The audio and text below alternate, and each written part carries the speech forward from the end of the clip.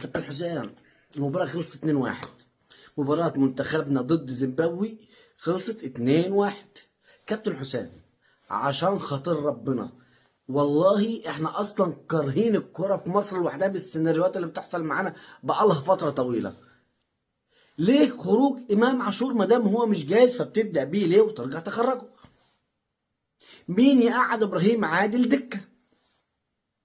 ليه 2-6؟ ليه 2 لعيبه 6 مروان عطيه وحمدي فتحي يلعبوا وانا بلاعب زيمبابوي يا كابتن حسام؟ احنا صح كسبنا، دفاعنا مستباح. الاثنين استرداكات حسام عبد المجيد وياسر ابراهيم، الراجل لو طلعوا الاثنين على نص الملعب على خط النص سابوا الراجل ورا لوحده هيبقى تسلل ومعروفه. الرجاله خايفه، الرجاله متوتره، الرجاله حاسه ان هي غرقانه مش عارف في ايه. الدفاع ابيض يا ورد، احنا دفاعنا شوارع شوارع شوارع، احنا مش كسبنا دفاعنا شوارع شوارع شوارع كده من كل حته. اي حد سلام عليكم سجل، اي حد سلام عليكم سجل.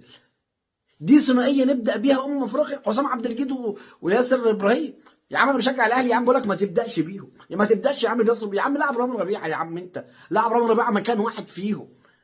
على الاقل راجل عنده من الخبره الكافيه انه يتعامل ماتشات زي دي. الرجال ركبها بتخبط على بعض.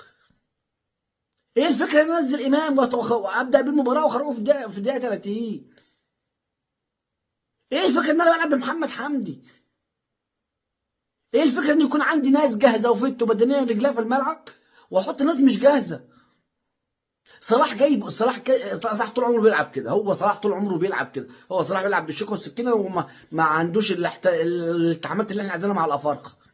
فرص بيك جمله ضايعه النهارده، مش هنقول لا، فرص بيك جمله ضايعه النهارده، فرص بيك جمله رعونه غريبه. رجاله بتلعب في ليفربول ومانشستر سيتي ونانت الفرنسي وبيلعب في الاهلي وبيلعب في الزمالك، ورجاله النهارده مخضوضه ورعونه كانهم لعيبه ناشئين لسه. احنا لو وصلنا بالدفاع ده تخطينا دور المجموعات مش هيحصل الكلام ده، ما اظنش والله. احنا لازم في وقفه كبيره يا كابتن حسام، يا عم حسام، يا حسام بيه، يا عم عميد لاعبي العالم. يا جدعان مش ده دفاعنا، ده مش ده دفاعنا، والله ما هنكمل كده. ده اضعف فرق المجموعه بنلعب بيها ب2-6 دفاعيا مليون في الميه. حمدي فتحي ومروان عطيه، ما تبدا يا عم تزيزو جنب واحد فيهم.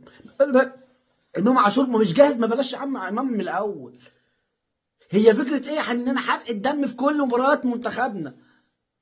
ده احنا ما شاء الله منتخب 17، منتخب اولمبي، المنتخب التاني، المنتخب الكبير، والمخرج مسطول، النشيد الوطني بتاعنا بيجيب الفرقه التانيه، ما فيش حاجه ماشيه عدل. في ايه يا عم انت؟